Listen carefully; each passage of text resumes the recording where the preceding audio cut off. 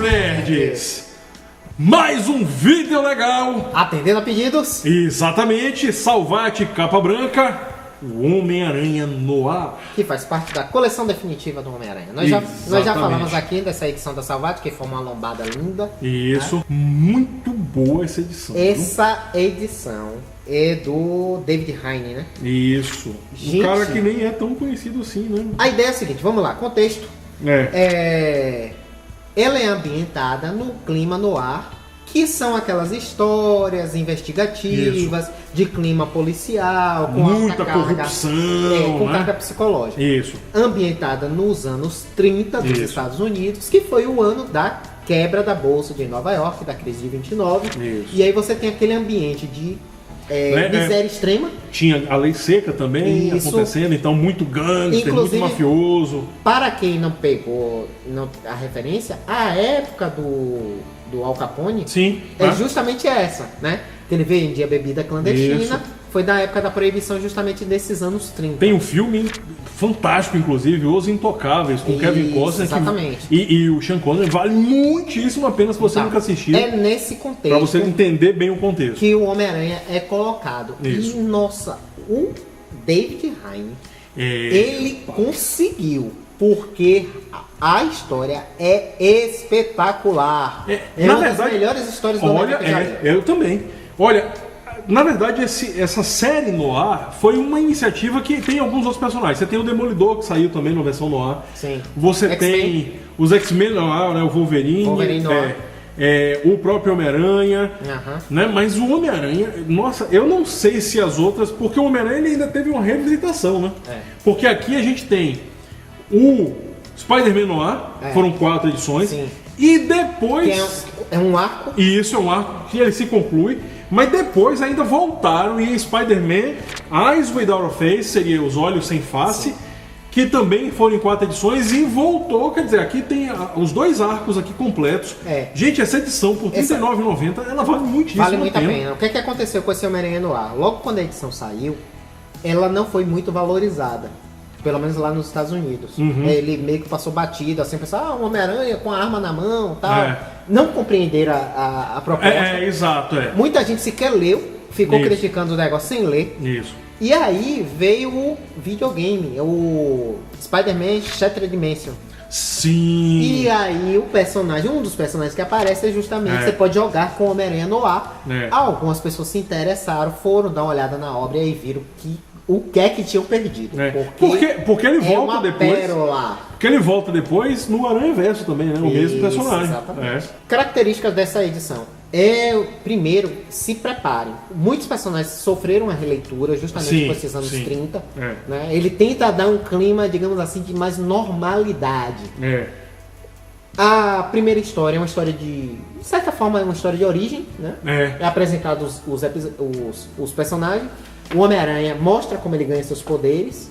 Na verdade, você tem... mostra exatamente o surgimento dos poderes do Homem-Aranha, mas mostra a dinâmica um pouco diferenciada, né? A relação dele com a Tia May. E aí é que eu gosto, que eu acho que tá o melhor dele. A Tia May e o Tio Ben eram ativistas socialistas na década de 30. Eu nunca... deu uma importância. Essa releitura da Tia May... Isso deveria ser de alguma forma incorporado ao universo regular. Porque a Tia May, muita gente sempre fala. Tia May. É a melhor Tia May. Muita gente fala, tirando a Marisa Tomei, né? Do filme. Nos quadrinhos. Tirando a Marisa Tomei. Mas, gente, a Tia May nos quadrinhos, ela sempre ficou com aquela pecha, aquela alcunha lá. Pô, ela tá aí só pra ser um estorvo pro Homem-Aranha, sempre dando problema, não aceita o Homem-Aranha, culpa o Homem-Aranha por tudo. Aí o Peter fica sempre naquele conflito. Mas, gente, aqui, ela tem realmente uma importância. Tem um papel. Porque aí fica claro, inclusive, que o posicionamento do Peter... O papel dela não é lavar a roupa do Homem-Aranha. Exatamente. Ela tem uma importância na história, no arco e na formação da personalidade. Exatamente, porque... O que a gente vê muito no Homem-Aranha clássico é a questão da culpa pelo Tio Ben, né? A morte do Tio Ben. E a Tia May fica meio ali, só como um personagem de suporte para lavar a roupa, como o Eduardo falou. Mas aqui você percebe que a personalidade do Peter é a somatória da memória do tio Ben e do que a tia May representa ativamente, ferrenhamente. Nossa, E esse contexto que ele coloca os vilões num contexto justamente de gangsters, né? O Duende aparece lá, é interessantíssimo. É uma leitura muito, muito boa. Aquela coisa dos capangas. A relação dele com a Gata Negra, aquela Gata Negra não vou dizer que é a melhor Gata Negra, mas é uma das melhores versões da Gata Negra. Rapaz, ficou impressionante. A dinâmica que construíram ficou melhor do que na revista Spider-Man e a Gata Negra. Pronto, fala. Pois é. Ficou melhor. Ficou porque não era uma coisa tipo fácil para ele, não é? Foi uma coisa tipo conquistada e ele também se deixou conquistar.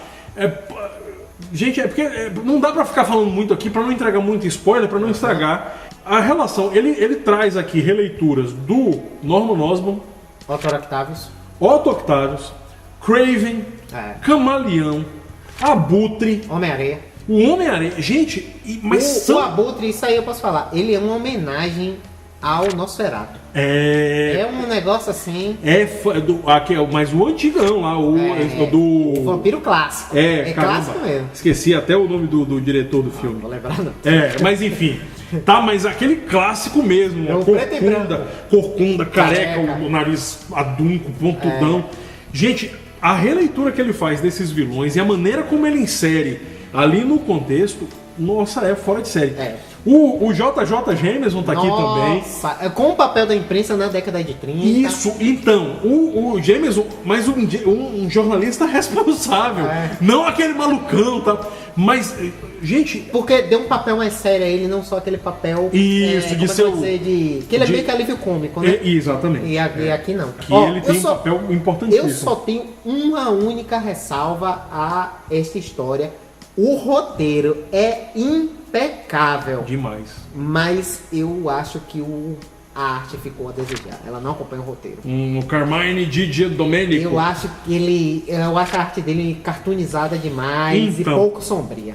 Sabe que tem gente que gosta, tem gente que não gosta. Eu tô da lata dos que não gostam. Não sei o que. Não perguntei a opinião de uso. Não, eu vou dizer o seguinte. Eu gostei justamente porque o fato dela ser mais caricata, meio que quebra a tensão no ar em alguns momentos.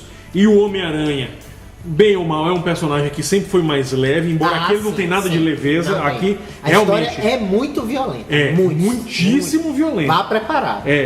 Agora, o que eu achei interessante da arte é que a caracterização que foi dada de fato ficou caricata, mas eu não sei, ela me convenceu muito, sabe? Porque o que a gente vê de fato, né, em arte, quando a gente vai pegar para um clima mais no ar, é como o Eduardo falou, ela é mais sombria, ela tende a ser mais suja. Eu acho que o colorista ele faz até um bom papel, não sei se é ele também que fez a colorização, nem vi quem foi. Mas eu não sei também. As cores estão muito boas, os tons pastéis, as cores frias, que são típicas do noir, mas eu acho que a arte, ela ainda fica a desejar. Eu confesso que eu gostei. Eu gostei porque das capas. Eu acho que as capas ele é um bom capista.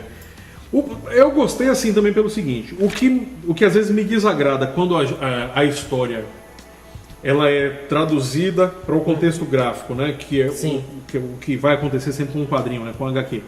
Quando ela é traduzida para o contexto gráfico com uma carga muito suja no traço, para mim, dificulta até o reconhecimento de feições. Acontece. A gente já pegou obras que já resenhamos aqui, obras que a gente falava disso. Isso, a gente dificulta até esse reconhecimento. E aqui o que eu achei interessante é que a maneira caricata como ele traça e como ele desenvolveu os personagens, o Ben Urich mesmo aqui, você vê ele em vários ângulos.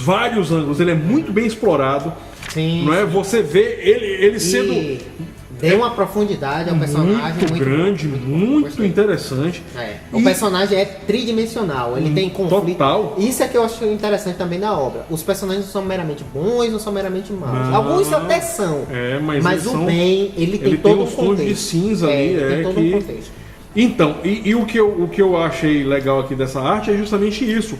Porque mesmo ela caricata e com pouca dessa carga suja do noir, mas as feições ficaram muito claras, muito bem definidas. Eu achei fantástico, eu gostei muito. É isso aí que na verdade me incomodou. Mas não, eu gostei. Então, nesse aspecto eu gostei. Independente disso, ame a arte com o Yosef, ou não goste tanto como eu. O roteiro é indiscutivelmente bom. É um negócio assim muito acima da média das histórias de Homem-Aranha. Vamos lá, voltando pra arte, né? Eu tô aqui na página, justamente uma página importante aqui, não dá nem pra colocar em sessão, porque pra não entregar muito ouro. Sim.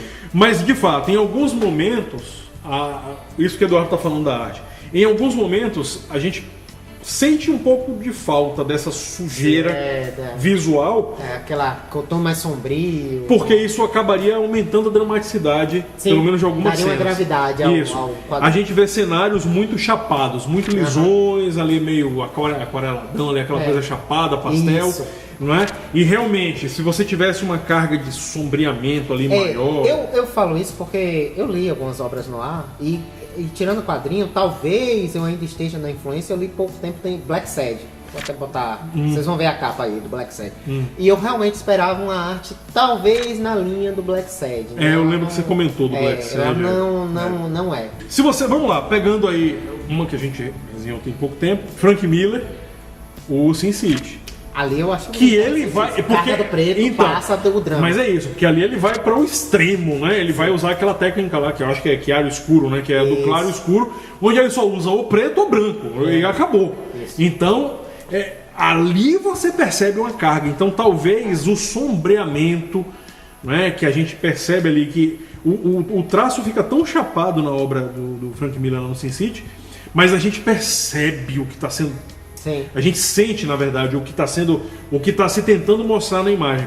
E aqui a gente sente, porque o roteiro é muito bem amarrado, como o Eduardo falou, é impecável. Sim. Mas a arte, vamos lá, vamos dizer que eu vou ficar meio lá, meio cá. Eu vou ficar no clima no ar, eu vou ficar ali sem definir um lado concreto, mas ela me agrada, mas de fato, pontualmente ela poderia ter sido melhor. Eu acho que é isso. Não é que a arte seja ruim. Deixar bem claro, não é. O desenho é bom. Eu acho que ela só não está alinhada com a gravidade que o roteiro dá. Né? O roteiro pedia algo mais sombrio, a meu ver. Né? Algo no estilo do Batman 1. Exatamente. Né? Que é o Carmine Di Giandomenico. Enfim. Então, de toda sorte. Muito recomendado. Assim, tem uma entrevista aqui no final, justamente falando sobre a criação do universo no ar. Eu nem li. Eu li só o que tem no iniciozinho aqui, que é o Tempos Difíceis, né, que é o editor da Panini, que acaba fazendo. Não, mas tem aqui uma contribuição aqui, né? A entrevista do David Hine e o Fabrice Sapolsky, que é justamente falando sobre essa história de criar esse universo no ar, né? O projeto.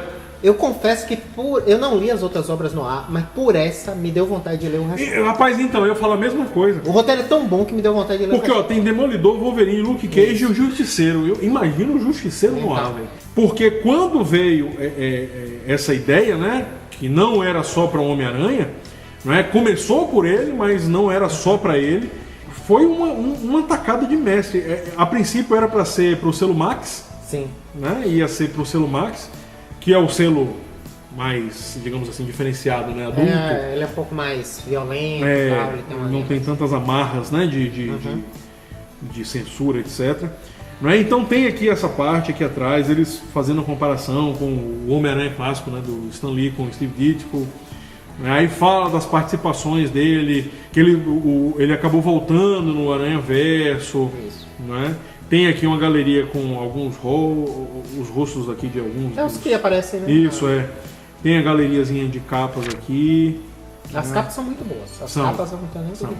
Capas alternativas, né? Porque tem as capas. As capas elas sempre abrem cada edição. Todas elas são muito boas. Né? São fantásticas. Recomendadíssimo. Como a gente falou, isso aqui é facilmente encontrado ainda. Pelo menos aqui na região da Bahia. E acredito que em outros estados também. E você quer uma história do Homem-Aranha novamente? Fechada. Quer uma história do Homem-Aranha fechada, boa pra você ler? Pega isso aqui, pô. Você sentou, leu. Isso aqui você lê numa sentada. Não precisa nem conhecer muito do personagem. Não. Quem conhece é interessante porque você pode comparar as versões. Você tem um padrão de comparação, exatamente. Mas a história, por si só, mesmo que você não conheça nada do Homem-Aranha, porque ela é uma história de origem, isso. É uma releitura, é uma apresentação de um universo novo, então ela cumpre muito bem esse papel. Pode pegar sem medo. Exatamente. Finalizando esta obra recomendadíssima em homenagem ao clima no ar dos anos 30, Youssef, nossa frase de efeito. Para não termos problemas nem com royalties, nem com direitos autorais, nem com as motivações duvidosas dos personagens tipicamente dos anos 30, nem com a Lei Seca, nem com a Gata Negra, nem com o Duende, nem com o Kraven, nem com o Abutre, nem com ninguém que apareça aqui. Basics, pelos cinetes. Grande abraço para vocês. Até a próxima.